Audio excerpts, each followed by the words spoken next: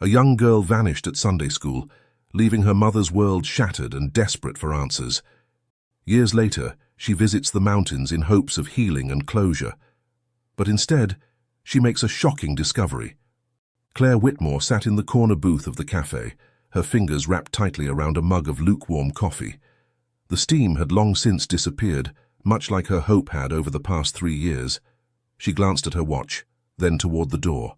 Right on time, as always, Evelyn Hart entered the cafe, bringing with her a gust of autumn air and a smile that seemed eternally hopeful despite everything.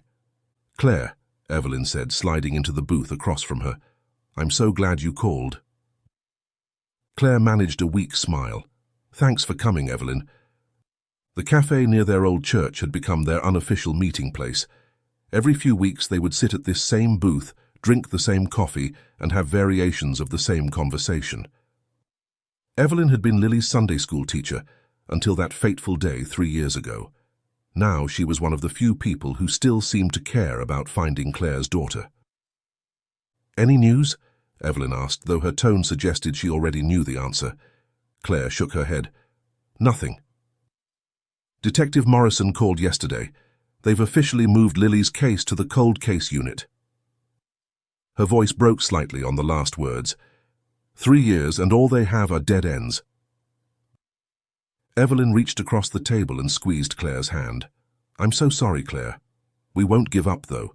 The church community is still praying, still posting flyers. Someone will remember something, or see something." Claire pulled her hand away gently. "Prayers," she said, a bitter edge creeping into her voice. "That's what we need more of, right?" Evelyn's expression shifted slightly, recognizing the familiar territory they were about to enter. "Claire, I know your faith has been tested." "Tested?" Claire interrupted, her voice barely above a whisper. "My daughter disappeared from inside a church, Evelyn, during Sunday school. If there was ever a place she should have been safe, it was there." "God works in ways we can't always understand," Evelyn said softly. "Romans 8:28 tells us that all things work together for good to those who love God." "Please don't," Claire said, holding up her hand. "I've heard it all before. Everything happens for a reason. God has a plan. He's working behind the scenes." She shook her head. "The prayer team at church misses me, right?" "That's what you're going to say next? That I should rejoin the Saturday morning prayer group, as if an hour of praying will suddenly bring Lily home when 3 years of prayers haven't done anything?" Evelyn sighed. "I wasn't going to say that, Claire, but I do think community helps in times of grief, and yes, they do miss you." Claire looked out the window, watching people pass by on the sidewalk. If God listened to all of his people's prayers, Lily wouldn't have disappeared in his house. The weight of her words hung in the air between them. Evelyn didn't respond immediately, allowing Claire the space to continue if she wanted to. After a moment, Claire turned back from the window, her eyes distant as she traveled back to that Sunday morning 3 years ago. "I dropped her off early that day," Claire said softly, 20 minutes before class started. "I wanted some quiet time in the sanctuary before the service began, before all the people and noise." She smiled sadly. "Lily was so excited. She had a new dress, pink with white polka dots. She twirled in it that morning while we were getting ready." Evelyn nodded, encouraging her to continue. "You weren't there yet," Claire continued. "Mr. Allen was cleaning the room. He said he'd keep an eye on her until you arrived. I trusted him. Everyone did." "Claire, the police cleared Mr. Allen completely," Evelyn said gently. "The CCTV footage showed he was in the main office when Lily disappeared." "That's just it," Claire said, frustration edging into her voice. "None of the cameras caught anything. Not her leaving, not anyone taking her. She just vanished. A quiet, cautious 7-year-old girl doesn't just wander off on her own, Evelyn. Someone took her, and those limited security cameras missed it." "I know," Evelyn said. "I know it doesn't make sense." Claire stared down at her coffee. "Nothing about that day makes sense. You said she seemed normal during Sunday school. Everything was fine. And then at pickup time she was gone, just gone." Her voice cracked on the last word.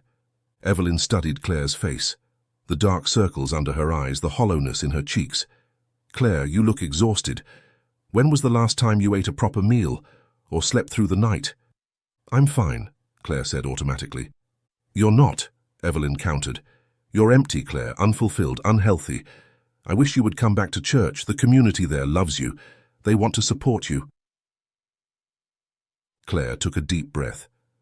Actually, that's why I asked to meet today.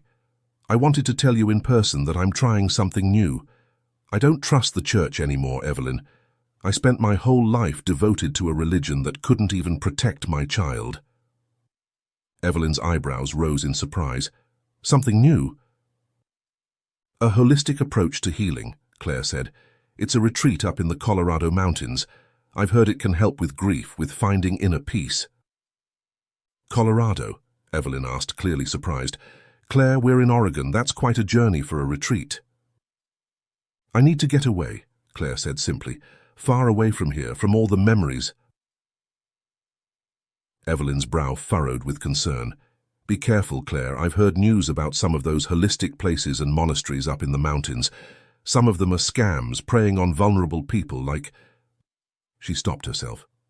Like people who are grieving. Like me, you mean? Claire said flatly.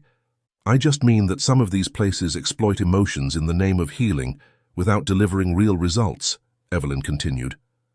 There have been news reports recently about police uncovering several cults up there, using illegal substances in their teas or concoctions.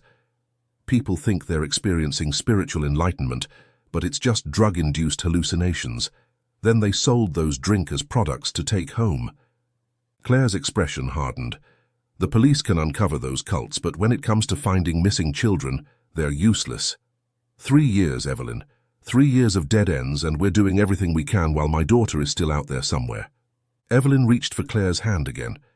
I understand your frustration, I do. Just promise me you'll be careful, okay? And know that I'm always here praying for you, whatever path you choose.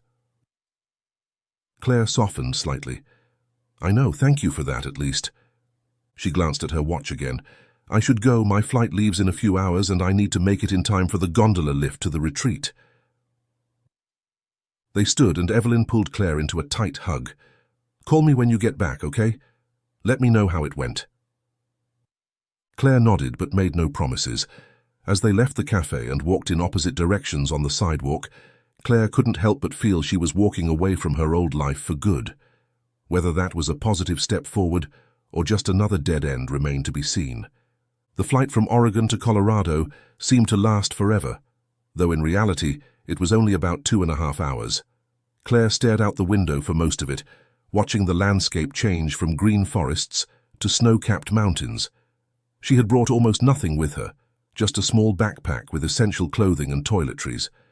The retreat information had specified to pack light, emphasizing a minimalist approach to healing. After landing, she rented a car and drove toward the Colorado mountains, following the GPS directions to a small parking area at the base of a gondola lift. The autumn air was crisper here, thinner, making Claire feel slightly lightheaded as she stepped out of the car. She locked it, slipped the keys into her pocket, and approached the gondola station. Ticket for one, she said to the attendant, a weathered-looking man with kind eyes. Headed up to the village? He asked, printing her ticket. Claire nodded. I'm attending a retreat at one of the monasteries. The man's expression shifted subtly. Ah, which one? There are several up there. I'm not entirely sure, Claire admitted. The email just said someone would meet me in the village. The attendant handed her the ticket. Well, be careful up there. It's beautiful, but it can get isolated. Claire thanked him and boarded the gondola. As it climbed higher up the mountain, she could see several structures dotting the landscape, some resembling traditional temples, others more modern in design. The gondola eventually stopped at a small rural town that seemed frozen in time. The buildings were a mix of rustic wooden structures and stone temples, with people moving about in clothes that ranged from modern hiking gear to traditional religious robes. Claire stepped out of the gondola, backpack slung over her shoulder, and looked around. After a few moments of uncertainty, 2 men in monk robes approached her. They were younger than she expected, both with shaved heads and serene expressions. Ms. Whitmore, one of them asked. Claire nodded, surprised they knew who she was without introduction. "Welcome," the monk said, bowing slightly. "I am Brother Tenzin, and this is Brother Dondup. We are student monks at the monastery you will be staying at. We've been sent to escort you." "Thank you," Claire said, following as they began walking. "I wasn't sure exactly which monastery I was going to. The email wasn't specific." Father Chen assigns guests to different monasteries based on their specific needs for spiritual healing, Brother Tenzin explained. He felt our monastery would be particularly beneficial for your journey. They led her through the village and then onto a narrow path that wound even higher up the mountain. The air grew thinner, colder, and Claire pulled her jacket tighter around herself. The path took them through misty forests until they reached a clearing where a modest monastery stood, partially shrouded in fog. "It's so quiet," Claire commented, the silence almost pressing against her ears. "Yes," Brother Dondup nodded. "The silence helps to quiet the mind as well. Here, one can truly listen to one's inner voice." As they approached the monastery, Claire noticed something unexpected. Children. Several of them, all with shaved heads and wearing simple robes, were sweeping the courtyard. They moved methodically, silently, their young faces serious and focused. "I didn't realize there would be so many children here," Claire said, a strange feeling stirring in her chest as she watched them. Brother Tenzin smiled. "Our monastery is unique in that way. Many of our residents began their spiritual journey at a young age." They led her through the main entrance, where they were greeted by an older monk with a deeply lined face and kind eyes. "Father Chen," both young monks said in unison, bowing deeply. Father Chen's gaze fell on Claire. "Ms. Whitmore, welcome to our humble monastery. Thank you for choosing to spend your time of healing with us." Claire returned the bow awkwardly. "Thank you for having me, but I'm a bit confused. I thought I was going to a retreat center, not a monastery with children. Are there other guests like me?" Father Chen nodded. "We have several retreats running concurrently. As I mentioned in our correspondence, we assign guests to different monasteries, depending on their spiritual needs. Given your particular trauma and pain associated with losing your daughter, I believe this environment would be most conducive to your healing." Claire was taken aback, not remembering any such details in the emails she'd received. Still, something about Father Chen's calm presence put her at ease. "I see. Thank you for your thoughtfulness." "Brother Tenzin will show you to your room," Father Chen said. "Once you've settled in and changed into more suitable attire, you'll join our afternoon meditation session." Brother Tenzin led Claire down a simple corridor to a small, sparse room. A thin mattress on a low platform served as a bed, with a simple wooden dresser against one wall and a small window overlooking the mountains. "The bathroom is through that door," Brother Tenzin said, pointing. "You'll find monastery clothing in the dresser. Please change and meet me in the corridor in 15 minutes for your first meditation session." Once alone, Claire unpacked her few belongings and changed into the simple linen clothes provided, loose pants and a tunic in a soft grey colour. They were surprisingly comfortable, though quite different from anything she usually wore. 15 minutes later, Brother Tenzin led her to a large room where several other people sat on cushions in a circle. A monk sat at the head of the circle, eyes closed, completely still. "This is where you'll begin your healing journey," Brother Tenzin whispered. "Remember, there's no internet here, no phones, just silence and the opportunity to connect with your true self." Claire took a seat on an empty cushion, crossing her legs awkwardly and trying to mimic the posture of those around her. As the meditation began, she found her mind racing, filled with thoughts of Lily, of the strange monastery, of Evelyn's warnings. Quieting her mind seemed impossible. After what felt like hours but was likely only 45 minutes, the session ended. Claire's legs were numb, her back aching from the unfamiliar posture.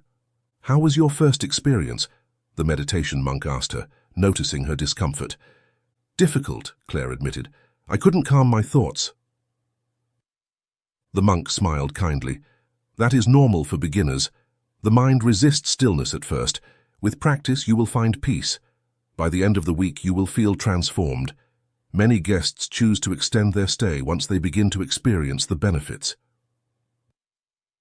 As Brother Tenzin led her back to her room, he explained the rules of the monastery. To maintain the peace and Zen atmosphere, your access to the monastery is limited. Some areas are reserved for the children's education, and others for deep meditation practices of the senior monks. You've been shown the areas where you're permitted. We recommend staying in your room between scheduled activities to maximize the benefits of solitude and reflection. Claire looked at him in dismay. Am I not supposed to talk to the other guests or explore the grounds? Minimal interaction is best for the first few days, Brother Tenzin explained. It helps to break the habits of distraction and social dependency that prevent true inner peace. As he left her at her door, Claire wondered how she would survive the week in such isolation, but she had come this far, invested in this journey. She would give it a chance, at least for a day or two. The silence in Claire's room was absolute. No traffic sounds, no humming of appliances, not even the distant voices of other people. Just stillness, broken only by her own breathing and the occasional soft rustle of wind outside her window. She sat on the edge of the thin mattress, taking in the simplicity of her surroundings. The walls were bare, save for a single framed calligraphy that she couldn't read. The dresser contained only the monastery garments. There was no television, no clock, no books, nothing to distract from the purpose of reflection and meditation. Claire moved to the small window and looked out at the dramatic mountain landscape. The sun was beginning to lower in the sky, casting long shadows across the courtyard below. She hadn't realized how high up they were until now. From this vantage point, she could see down into valleys shrouded in mist and across to other peaks in the distance. It was breathtakingly beautiful, and yet somehow unsettling in its vastness. Without a clock, she had no idea how much time had passed since her meditation session. Minutes, hours. Time already seemed fluid here, stretching and contracting in unusual ways. She tried to gauge the time from the sun's position, but found herself uncertain. How did people live like this, without the structure of scheduled hours? When the silence and inactivity became too much to bear, Claire decided to ignore Brother Tenzin's advice and leave her room. Surely a short walk down the corridor wouldn't violate any serious rules. She needed to move to see something other than these four walls. The hallway was empty and dimly lit by small wall sconces. Her soft-soled shoes made no sound on the polished wooden floor as she walked slowly, admiring the craftsmanship of the building. Everything had a purpose. Nothing was excessive or decorative without reason. As she turned a corner, Claire nearly collided with a line of children walking in formation. She quickly stepped back against the wall, observing them as they passed. There were perhaps a dozen of them, all with shaved heads dressed in identical robes. They walked silently, eyes downcast, following a slightly older boy who led them. Claire estimated most of them to be around 10 years old, though their serious expressions made them seem older somehow. What struck her most was their demeanor. There was no childish fidgeting, no whispered conversations or stifled giggles. Their faces were impassive, neither happy nor sad, just empty, like they'd been drained of all normal childhood emotions. The children turned down a corridor that Claire recognized as one of the restricted areas Brother Tenzin had pointed out. She watched them disappear around the corner, a strange uneasiness settling in her stomach. Something about seeing children so subdued, so lacking in the vibrant energy that should define childhood, disturbed her deeply. They're so different from children back home, she thought to herself, so controlled, so empty. Claire quickly chastised herself for the thought. Who was she to judge another culture's practices? These children were being raised in a spiritual tradition that valued silence and mindfulness. Perhaps what she saw as emptiness was actually peace, something she herself had come here seeking. Still, she couldn't shake the unsettling feeling as she watched the last child disappear down the forbidden corridor. Their silent, orderly procession reminded her painfully of Lily, though usually quiet, was always vibrant when surrounded by people she knew well, her eyes sparkling with curiosity and mischief, even in her shyer moments. Lost in these thoughts, Claire was startled by a voice directly behind her. "They aren't supposed to be observed." Claire spun around, her heart pounding in her chest. A woman stood there, perhaps in her mid-40s, with short, salt-and-pepper hair and tired eyes. Unlike Claire, who was still awkwardly adjusting to the monastery garments, this woman wore them with the ease of familiarity. "I'm sorry," Claire stammered. "I was just walking and—" "It's fine," the woman interrupted with a small smile. "I've been watching them too. I'm Nora, by the way. This is my 5th day here." "Claire," she replied, relief washing over her at finding someone to talk to. "It's my first day and I was starting to feel a bit isolated." Nora nodded understandingly. "The meditation sessions are still challenging for me, and staying still in my room between sessions?" She shook her head. "Nearly impossible. The silence gets to you after a while." Claire glanced nervously down the hallway. "The monk who showed me to my room said we shouldn't interact with other guests." "They say that to everyone," Nora said with a dismissive wave. "But honestly, I think some human connection is necessary. Want to come to my room? I have a little stash of tea I brought with me. Not the weird herbal stuff they serve here, but actual black tea." Despite the warning bells in her mind, Claire found herself nodding. The prospect of conversation with another person, especially someone who seemed as out of place as she felt, was too tempting to resist. Nora's room was identical to Claire's in layout, though she had managed to make it slightly more personalized with a small photo frame on the dresser and a colorful shawl draped over the foot of the bed. "They let you keep personal items?" Claire asked, nodding toward the frame. "Not officially," Nora admitted, filling a small electric kettle she'd hidden in her dresser drawer. "But I couldn't come here without a picture of my mother." She handed the frame to Claire. It showed an older woman with Nora's same sharp features, though her expression was considerably harsher. "She passed away last month," Nora explained, setting out 2 simple cups. "That's why I'm here, trying to find peace, closure, whatever you want to call it." As the water heated, they sat cross-legged on cushions at a low table on the floor. Claire felt a knot in her throat loosening. It had been so long since she'd had a simple, human conversation that wasn't about investigation updates or well-meaning, but empty condolences. "I'm sorry about your mother," Claire said sincerely. Nora's expression darkened slightly. "It's complicated. She was difficult, abusive, honestly, but there's still this attachment, you know. Even in death, she's got her hooks in me, emotionally speaking. I came here to heal my inner child, as they say." She poured the hot water over the tea bags. "What about you? What brought you to this particular brand of spiritual enlightenment?" Claire took a deep breath. "My daughter, Lily. She disappeared 3 years ago. From a church, actually, during Sunday school." She swallowed hard. "That's why the whole religious aspect of this place is a bit ironic for me." "Oh, Claire," Nora said, her eyes filling with sympathy. "I'm so sorry. I can't even imagine what that's like." "The not knowing is the worst part," Claire admitted. "If I had a body to bury, at least there would be closure. But this, it's like living in suspended animation. I can't move forward, can't go back."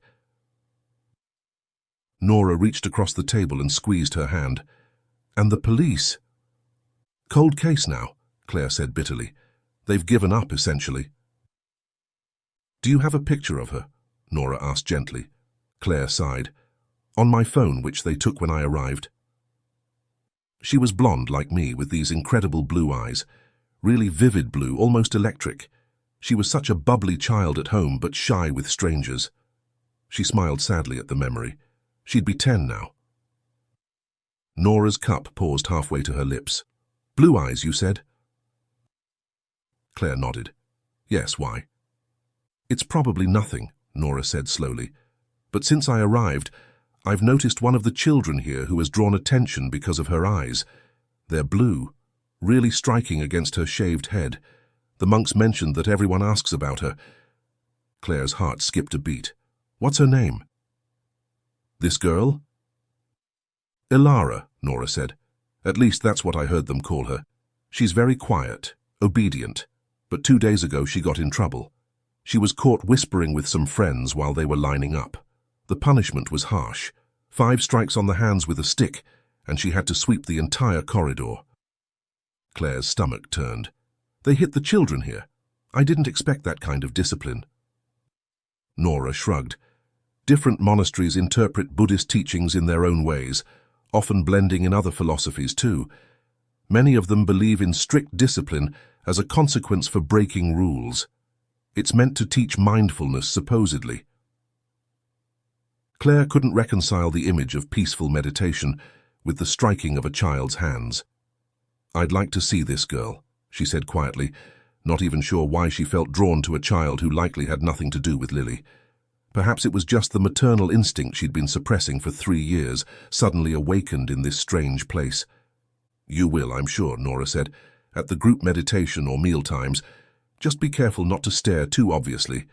The monks are always watching, especially the newer guests." They finished their tea in companionable silence, both lost in their own thoughts. Finally, Nora glanced toward the window. "You should probably head back to your room soon. They'll be coming around for the evening chanting session, and they'll check your room first." Claire nodded, rising reluctantly. "Thank you for this. It's nice to know I'm not the only one finding this adjustment challenging." "Any time," Nora said with a smile. "We outsiders have to stick together, right?" As Claire made her way back to her own room, her mind was buzzing with new thoughts. A girl with striking blue eyes in a monastery up in the mountains, thousands of miles from where Lily disappeared. It was absurd to make any connection, and yet she couldn't help but feel a flutter of something dangerously close to hope. True to Nora's prediction, barely 10 minutes after Claire returned to her room, there was a soft knock at her door. A different monk than before, older, with deeply set eyes, stood in the hallway. "It is time for evening chanting and teaching," he said simply. "Please follow me." Claire followed him through a series of corridors and out into an open courtyard she hadn't seen before. The space was surrounded on all sides by the monastery buildings, creating a sheltered area that seemed to amplify the mountain silence. Simple cushions were arranged in neat rows, facing a slightly elevated platform where several senior monks were already seated. As other retreat participants filed in, Claire spotted Nora entering from another doorway. They exchanged brief glances, but maintained their distance as instructed. Claire took a seat near the front, directly facing the platform where Father Chen now sat.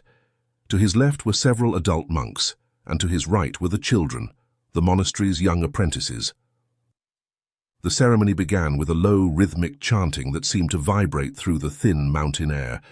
Claire closed her eyes, trying to follow along with the unfamiliar sounds and cadence. The voices of the children blended with those of the adults, creating a haunting harmony that rose and fell like waves. When she opened her eyes again, her gaze was immediately drawn to a child seated to the right of Father Chen. Unlike the others who sat with eyes closed in deep meditation, this child's eyes were open, staring straight ahead. They were blue, strikingly vividly blue, set in a delicate face framed by a completely bald head. Claire's breath caught in her throat. This must be Alara, the girl Nora had mentioned. From this distance, she couldn't make out every detail of the child's face, but something about her profile, the curve of her cheek, the set of her small jaw, sent a jolt of recognition through Claire's body. She tried to look more closely at the girl's hands, remembering what Nora had said about the punishment. From her position, she could just make out what appeared to be faint red marks across the child's palms. Suddenly aware that she had completely lost track of the chanting, Claire glanced around guiltily. Her eyes met those of Father Chen, who was watching her with a strange, unreadable expression. Embarrassed, Claire quickly lowered her gaze and tried to refocus on the ceremony, but the pull to look at the blue-eyed girl was too strong. After a few moments, Claire risked another glance. This time, the girl was looking directly at her. Their eyes locked across the courtyard, and the child's chanting stopped abruptly, her small mouth falling slightly open in what looked like surprise or recognition. Claire felt her heart racing. The girl looked so much like Lily. Older, yes, and without the blonde hair Claire had described to Nora, but the shape of her eyes, the small nose, the determined set of her chin, it was uncannily similar.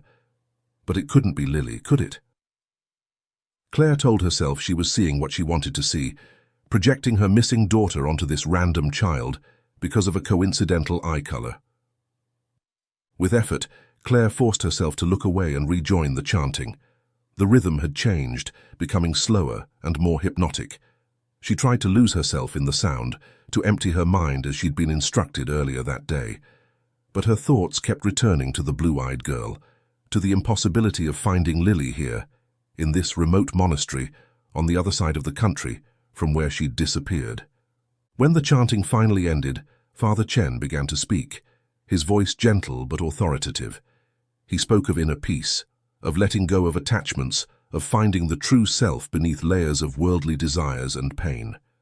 Claire tried to focus on his words, but they seemed to float past her without landing.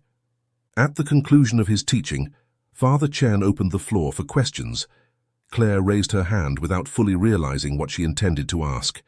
Father Chen nodded in her direction, but before she could speak, 2 monks appeared at his side. They were the same ones who had escorted her to the monastery earlier, brothers Tenzin and Dondup. They leaned down, whispering something urgently in Father Chen's ear. His expression changed slightly, a small furrow appearing between his brows. He stood abruptly. "I apologize, but we must conclude our session early this evening," Father Chen announced to the gathered group. "Please return to your quarters for reflection.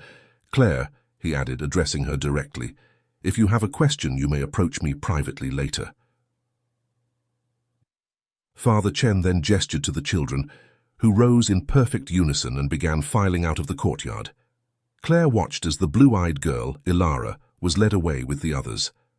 However, before the girl disappeared through the doorway, the 2 monks who had whispered to Father Chen intercepted her, separating her from the group. Claire watched with growing concern as they led Ilara in a different direction from the other children. The remaining monks guided the retreat participants toward the dining hall for the evening meal. Claire followed reluctantly, glancing back over her shoulder to see where they were taking the girl, but they had already vanished from sight. In the dining hall, a simple vegetarian meal was served in complete silence. Claire sat at a communal table, mechanically lifting food to her mouth without tasting it, her mind racing with questions and suspicions. Across the room she spotted Nora, who gave her a meaningful look that seemed to ask, "Did you see her?" Claire managed only a few bites before the weight of her thoughts overwhelmed her appetite. She quietly excused herself, indicating to the attendant monk that she needed to use the restroom. With a nod, he pointed her in the direction of the facilities. As Claire walked toward the restrooms, she found herself passing through the Zen garden she had glimpsed earlier from her window. In the fading evening light, the carefully raked gravel patterns created a sense of fluid movement around the strategically placed stones. It was beautiful, peaceful, and on the other side, she knew, lay the restricted area where she had seen the monks take Ilara. Just as she was admiring the garden's tranquility, a sharp sound cut through the silence, a crisp slap, followed by what sounded like a muffled whimper. Claire froze, listening intently. Another slap rang out, and this time she was certain it was coming from beyond the garden, in the restricted area. Her heart racing, Claire glanced around to ensure she was alone, then quickly moved through the Zen garden toward the sound. She knew she was violating the monastery rules, but something deeper than curiosity was driving her, a protective instinct she hadn't felt since Lily's disappearance. At the edge of the restricted area, Claire hesitated only briefly before slipping through an ornate wooden doorway. She found herself in a smaller, more secluded courtyard, partially hidden from the main buildings by a row of carefully trimmed bushes. There, in the center of the courtyard, knelt Ilara, her small hands extended palm up before her. Standing over her was an older monk Claire hadn't seen before, his face stern as he held a thin bamboo stick. As Claire watched in horror, he brought the stick down sharply across the girl's outstretched palms. "This is your 5th strike," the monk said, his voice eerily calm. "You were not devoted to your meditation and chanting earlier. You broke concentration and looked at the visitors. This lack of discipline dishonors our teachings." Ilara's face remained composed despite the obvious pain, though a single tear tracked down her cheek. "Please," she said softly. "I only thought I recognized the woman. She seemed like my—" Before she could finish, the monk struck her hands again, causing Claire to gasp involuntarily. "Now you will receive no food until tomorrow for speaking up," the monk continued. Tonight, you will complete an extended meditation session and memorize the passages from the script I have selected. There will be no break time, no rest until you have demonstrated your commitment. Claire pressed herself against the wall, her mind reeling from what she had just heard. The girl had recognized her. She had tried to say something about it and had been punished for even looking during the ceremony. Could it really be possible? Could this child actually be Lily? The monk was guiding Ilara away now, his hand firmly on her shoulder, as they walked toward a set of stairs that led downward, disappearing beneath the courtyard level. Claire watched carefully, noting which direction they took. Not up to where the children's quarters presumably were, but down to some lower level of the monastery she hadn't been shown. Just as they disappeared from view, Claire felt a hand on her shoulder and nearly screamed. Claire spun around, heart pounding in her chest. Standing behind her was a young monk she didn't recognize. He seemed younger than brothers Tenzin and Dondup, perhaps in his early 20s, with a kinder face than many of the others she'd encountered. "You shouldn't be here," he said, his voice surprisingly gentle. "This area is restricted for guests." I'm sorry," Claire stammered, trying to regain her composure. "I thought I heard something." The monk's expression shifted slightly. "You should return to the dining hall and help the community clean up.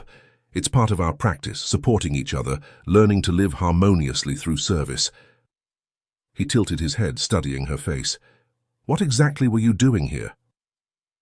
Claire decided to be direct. "I saw a girl being punished. She was being hit with a stick for looking at the guests during the meditation ceremony." The monk sighed. "Ah, you must mean Ilara. She was a difficult one.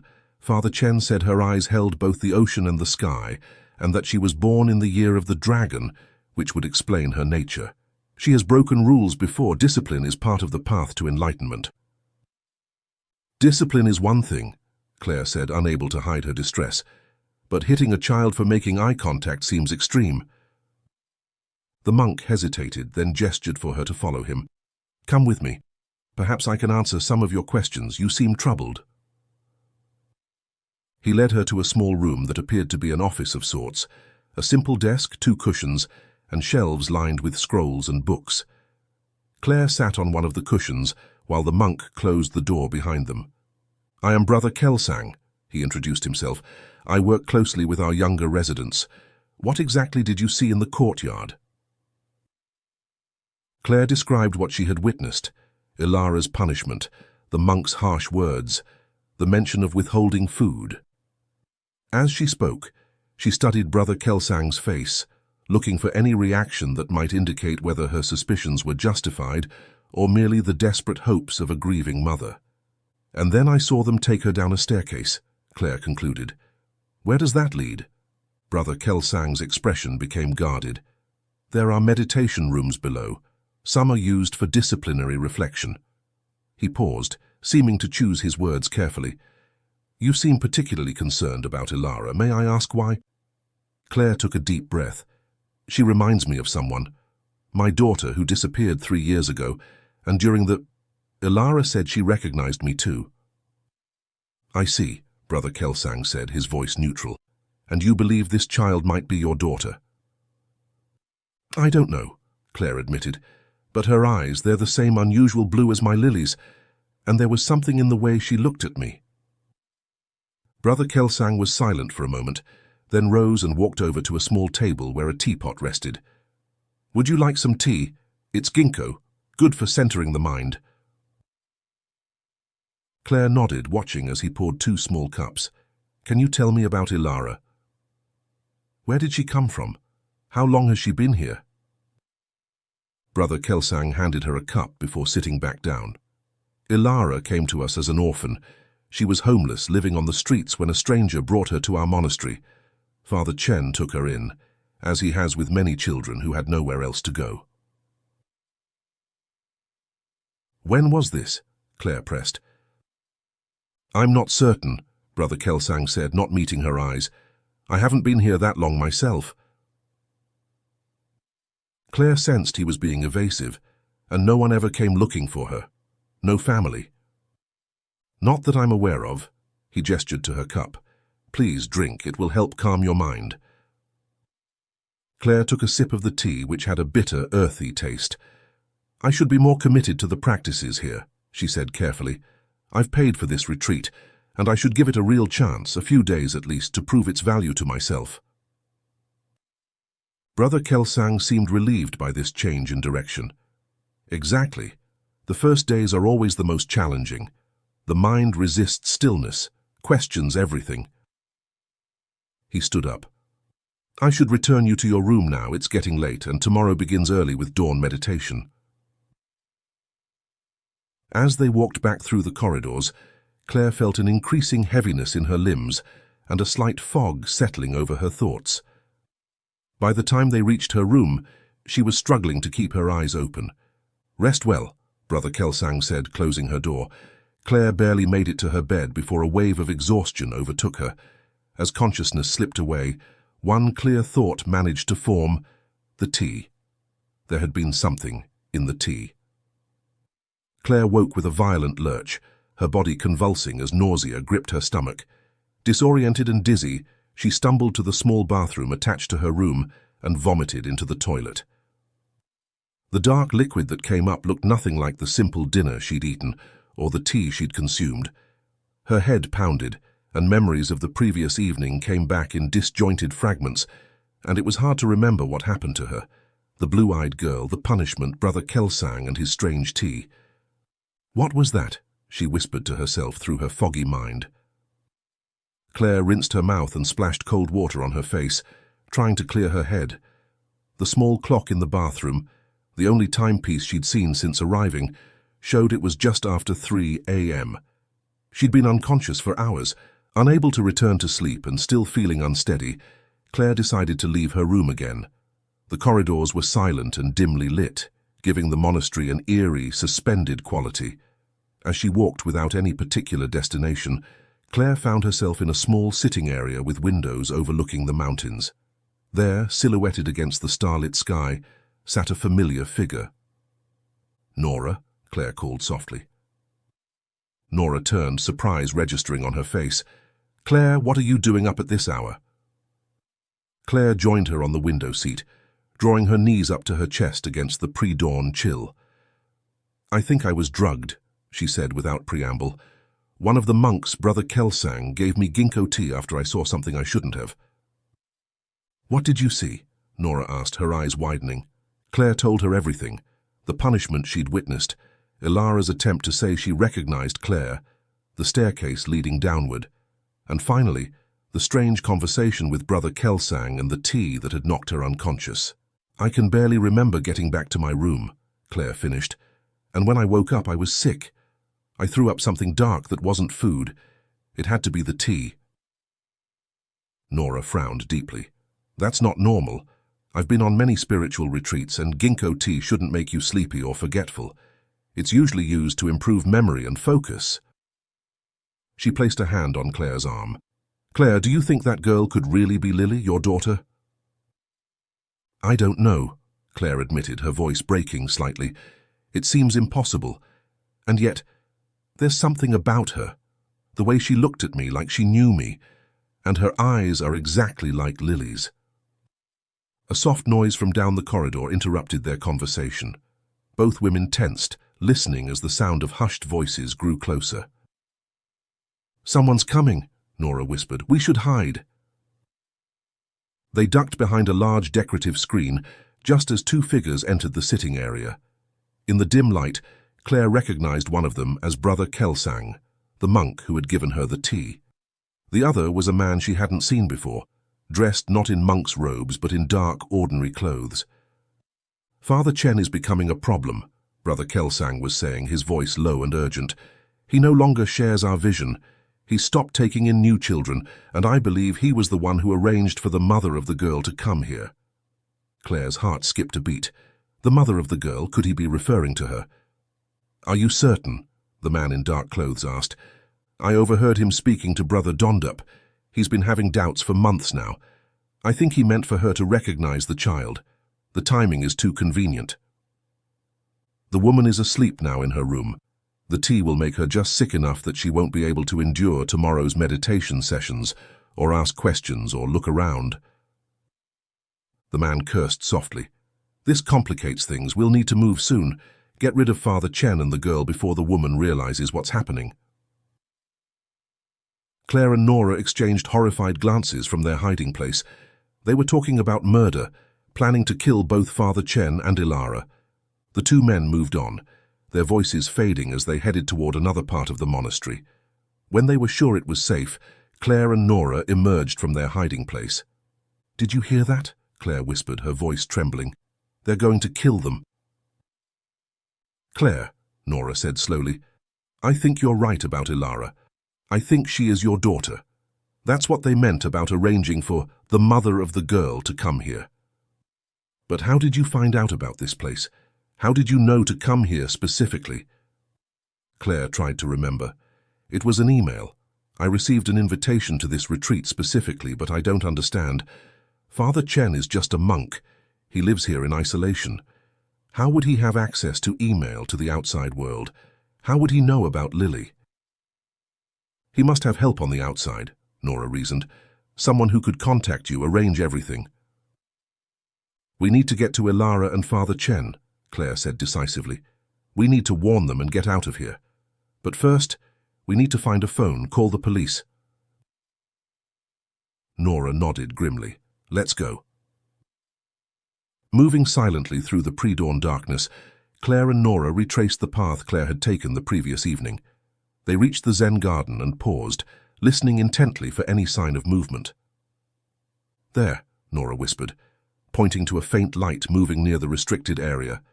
They crept closer, staying low behind the carefully arranged stones of the garden. Brother Kelsang had returned, this time with a different man in dark clothing. They watched as the two men disappeared down the staircase where Claire had seen Ilara being taken. "They're going for her," Claire said, her voice tight with fear. "We have to stop them." "How?" Nora asked. "We're just two women against who knows how many of them, and we don't even have a weapon." "We need to call the police," Claire insisted. "There must be a phone somewhere." "The supply truck," Nora said suddenly. "I saw it arrive yesterday evening. It might still be here, and the driver would have a phone." They changed direction, moving toward the rear of the monastery and through the set of long stairs to the lower part of the monastery where deliveries were made. As they rounded the corner, they saw the truck, a medium-sized delivery vehicle with the logo of a regional supply company. A man was loading empty crates into the back, preparing for an early departure. Claire approached him quickly. "Excuse me, do you have a phone we could use?" "It's an emergency." The driver looked startled to see two women in monastery clothes approaching him at this hour. "What's going on?" "Please," Nora said urgently. "There are children in danger here. We need to call the police." The driver hesitated only briefly before reaching into his pocket and producing a smartphone. "Here, but make it quick. I'm not supposed to interact with the residents." Claire dialed 911 with shaking fingers. When the operator answered, she spoke rapidly, explaining their location and what they had overheard. "They're planning to kill a monk and a child. They've already taken the girl, and they're moving her now. Please, you have to send someone quickly." "Ma'am, I understand your concern," the operator responded. "I'm dispatching officers to your location, but it will take at least 15 minutes for them to reach you. Please stay on the line and find a safe place to wait." "We don't have 15 minutes," Claire exclaimed. "They're taking her away now." The truck driver, who had been listening to Claire's side of the conversation, stepped forward. "I can help. Get in the truck. I'll hide you in the back before anyone sees you."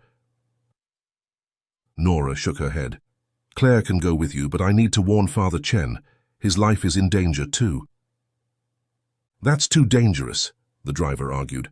"Let the police handle it when they arrive." "There's no time," Nora insisted. Before they could resolve the argument, a shout from nearby made them all freeze. One of the men in dark clothing had spotted them and was now pointing in their direction. Behind him, Brother Kelsang emerged from the building, carrying what appeared to be a small, unconscious form wrapped in blankets. "It's Ilara," Claire gasped. "They have her." Without further discussion, the driver pulled both women toward his truck, practically shoving them into the back before slamming the doors shut. Through a small window, They watched as the men hurriedly placed Ilara in a separate vehicle and sped away toward the road that led down the mountain. "Follow them," Claire urged as the driver jumped into the cab and started the engine. "I'm trying to keep you safe," he protested, but began driving anyway, maintaining a careful distance behind the other vehicle. As they descended the winding mountain road, Claire stayed on the phone with the 911 operator, updating their position and the situation. "They have a child," she repeated. "She's unconscious. They're heading down toward the village where the gondola is." "Officers are on their way up the mountain now," the operator assured her. "They'll intercept the vehicle. Additional units are responding to the monastery to secure the location and check on the monk you mentioned." When they reached the village, they saw flashing lights ahead. Police cars had indeed set up a roadblock, stopping the vehicle with the unconscious child. Claire, Nora, and the driver pulled up just as officers were ordering the men out of their car at gunpoint. "That's them," Claire called to the nearest officer as she jumped from the truck. "They have a little girl in there. She's drugged." The police quickly secured the two men, handcuffing them while a paramedic approached the vehicle to check on the child. Claire rushed forward as they carefully lifted Ilara from the back seat, her small body limp and her head still shaved. "Is she okay?" Claire asked desperately. "She's alive," the paramedic confirmed. "Pulse is steady. Looks like she's been sedated. We'll need to get her to a hospital right away to determine what they gave her." One of the officers approached Claire and Nora. "We need to take your statements about what happened up there. Can you both come to the station?" "What about Father Chen?" Nora asked urgently. "There's still someone at the monastery who was planning to kill him." The officer nodded. "We have teams securing the monastery now. They've been informed of the threat." Just then, one of the detained men's phones began ringing. The officer answering the call put it on speaker, allowing them all to hear the voice on the other end. Brother Kelsang. "It's done," he said without preamble. "The concoction has been administered in his sleep. Father Chen will be found dead during morning prayer, appearing to have suffered a heart attack. No one will suspect." Claire gasped. "That's what he did to me. He gave me something in that tea last night that made me fall asleep and feel sick when I woke up. I still remembered parts of what happened." The officer quickly radioed his colleagues at the monastery with this new information. They need to find Father Chen immediately and get medical attention for him, possible poisoning. The paramedics had loaded Ilara into an ambulance and were preparing to leave. "We're taking her to Memorial Hospital," one of them told Claire. "You can follow us there." "I'm her mother," Claire said, the words feeling strange and yet completely right on her tongue. "I need to be with her." The officer nodded. "We can take your statements at the hospital then. And we'll need to collect a urine sample from you as well, ma'am, to identify what substance was given to you." As the two men were placed in police cruisers and the scene secured, Claire turned to Nora and the truck driver. "Thank you both. I don't know what would have happened if you hadn't helped us." "I'm just glad we were in the right place at the right time," the driver said. "I deliver supplies to that monastery every week, but I always felt something was off about it. Now I know why." Claire climbed into a police car that would follow the ambulance to the hospital, her heart pounding with equal parts fear and hope. After 3 years of emptiness, she might finally have found her daughter. But what had those years done to Lily? And would she even remember her mother, or the life she had before? The hospital waiting room was a stark contrast to the monastery. Bright fluorescent lights, the constant beeping of machines, and the hurried movements of medical staff. Claire sat on an uncomfortable plastic chair, answering questions from a detective while periodically glancing toward the hallway where they had taken Ilara. "So you received an email invitation to this retreat specifically?" the detective was asking, making notes on his tablet. Claire nodded. "Yes, it came about a month ago. It mentioned spiritual healing for those who had suffered loss, which seemed perfect for my situation." "And the email appeared to be from Father Chen himself?" "That's what it said, yes. There was a signature with his name at the bottom." The detective nodded thoughtfully. "According to the officers at the monastery, Father Chen has been transferred here as well. They found him unconscious but still alive. The medical team is working on removing the toxin from his system now. Will he be okay? Claire asked. They think so. They caught it early enough. The detective set down his tablet. We've identified the two men who were taking the girl, Ronald Myers and Kevin Perkins, both known associates of a man named Alex Ram. Does that name mean anything to you? Claire shook her head. Alex Ram is the leader of a trafficking organization that we've been tracking for several years, the detective explained. He's been kidnapping children and placing them in fake monasteries that he builds and staffs with his own people.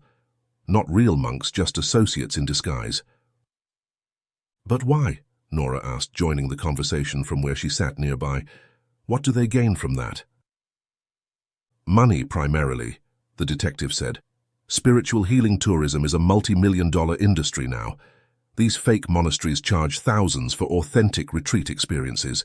The children are drugged, hypnotized, and trained to perform convincing roles as young apprentices. It creates an atmosphere that wealthy spiritual tourists find compelling and worth paying for. Claire felt sick at the thought. So all those children at the monastery? Most of them were abducted, yes, the detective confirmed. Some from as far away as Europe and South America. This is part of a global operation. Small children are easier to control, especially with the drugs they use. And in the past cases we've handled, we've found that they even manipulate young adults through a combination of drugs and psychological conditioning disguised as meditation rituals. It's like a cult, Nora said quietly. Exactly like a cult, the detective agreed. Ram is the leader, and his followers are fiercely loyal, willing to kidnap children or commit other crimes for him. Have you caught him? Claire asked. The detective shook his head. Not yet, but with the information from these arrests and hopefully from Father Chen when he recovers, we're closer than we've ever been. A nurse appeared in the doorway. Ms. Whitmore, Ilara is awake now. She's asking for you. Claire's heart leapt into her throat as she stood. Can I see her? Yes, but just for a few minutes. The doctor is still running tests. Claire followed the nurse down the hallway to a small room where the little girl lay in a hospital bed, her blue eyes now open and alert. Without the monastery robe, dressed instead in a hospital gown, she looked impossibly small and vulnerable. When Claire entered the room, the girl's face lit up with recognition. Mom, she said, her voice weak but clear, is that really you? Claire rushed to the bedside, tears streaming down her face. Lily, oh my God, Lily, it's you! She gathered her daughter in her arms, feeling the solidity of her, the warmth. Proof that this wasn't just another dream from which she would wake in despair. I knew it was you, Lily whispered against her shoulder. At the ceremony, I saw you and I just knew, even though they told me my mum was dead. Claire pulled back slightly to look at her daughter's face, memorizing every detail of how she had changed in 3 years. I never stopped looking for you, baby. Never. Claire stroked her daughter's cheek, hesitating before asking the question that had haunted her for 3 years. Lily, what happened that day at church? How did you... Who took you? Lily's expression clouded slightly, but she took a deep breath. It was Mr. Allen, she said quietly. After Sunday school ended, we were all in the play area waiting for the main service to finish. Ms. Evelyn was busy with some of the younger kids. There weren't many teachers that day. Claire's heart constricted. Mr. Allen, one of the Sunday school teacher, who had been cleared by police, who had seemed so genuinely devastated by Lily's disappearance. He came over to me, Lily continued, and said there were 2 men in the church garden who wanted to meet me. He said they could take me to a special place where I could talk to my father in heaven. Claire's breath caught in her throat. Lily's father, Claire's husband, had died when Lily was just 4. She had often asked questions about him, about heaven. I didn't want to go at first, Lily said, her voice small, but Mr. Allen said it was okay that you knew about it. So I went with him to the garden. There were 2 men there. They looked nice, but they had weird smiles. They gave me something to drink that tasted like cherry syrup. After that, I don't remember much until I woke up at a different place with my head shaved. Ms. Evelyn didn't see you go, Claire asked gently. Lily shook her head. She was helping Tommy with his craft. The garden is on the other side of the playground. No one saw us leave. Claire fought back a surge of anger.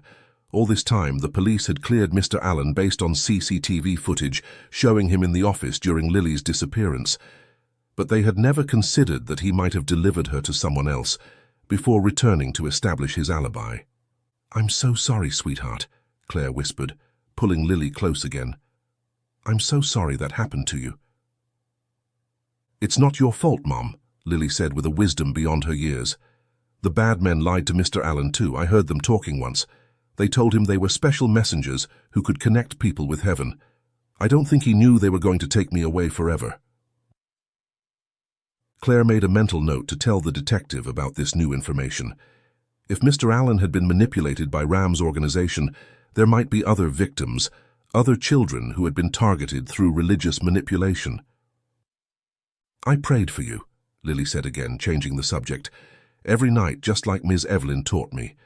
Even when I was supposed to be meditating, I would say the prayers we used to say together before bed. I remembered all of them." Claire smiled through her tears. "Ms. Evelyn will be so happy to know that. She never stopped praying for you either." A doctor entered the room, clipboard in hand. "Ms. Whitmore, I'm Dr. Patel. I've been examining your daughter since she arrived. Physically, she appears to be in relatively good health, though somewhat malnourished. We found traces of several sedatives in her system, but they're clearing now." "Will there be lasting effects?" Claire asked worriedly. "It's hard to say with certainty," Dr. Patel admitted. "The psychological impact of her experience will likely require long-term therapy, but children are remarkably resilient, especially when they have strong support systems." Claire nodded, squeezing Lily's hand. "She'll have everything she needs." The detective appeared in the doorway. "Ms. Whitmore, Father Chen is awake. He's asking to speak with you if you're willing." Claire hesitated, looking at Lily. "It's okay, Mum," Lily said. "I think he was trying to help me. He was different from the others." "I'll stay with her," Nora offered from the doorway. Claire kissed Lily's forehead and followed the detective to another room where Father Chen lay, looking frail but conscious. His monk's robes had been replaced with a hospital gown, making him seem smaller somehow, more human. "Ms. Whitmore," he said weakly when she entered, "I am glad you found your daughter." "You knew," Claire said, not a question but a statement. "You knew she was my Lily." Father Chen nodded slowly. "I discovered the truth several months ago. Alex Ram built this network of fake monasteries years ago, and I was one of his earliest recruits. I believed we were offering spiritual guidance to lost souls, but over time I learned the truth, that he was trafficking children, using them as props in his spiritual tourism scheme." "So you contacted me," Claire said. "You sent that email." "Yes," Father Chen confirmed. "I couldn't directly tell you that your daughter was here. Ram's people were always watching, and I feared that they would harm the children if they found out.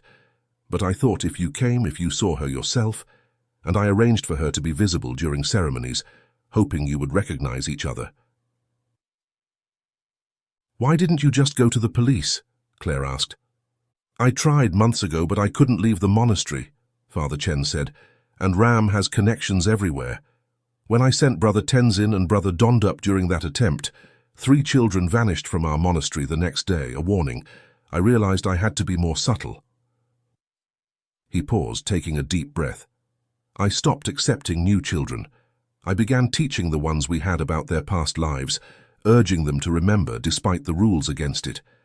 Ilara, Lily, was especially resistant to the conditioning. She always retained fragments of her former life. You see, I wasn't always a monk. I used to be one of them. But while faking the role, I read the Buddha book several times and it changed me. I deeply regret. I will—" "Thank you," Claire said softly, realizing that this man, despite his role in the organization, had ultimately helped reunite her with Lily. "But there are still other children there, other families torn apart." "I have names," Father Chen said, "records, hidden where Ram's people couldn't find them. I will tell the police everything." 2 days later, Claire and Lily were preparing to return to Oregon. The police had continued their investigation, arresting several more of Ram's associates and rescuing dozens of children from various monasteries throughout the mountains.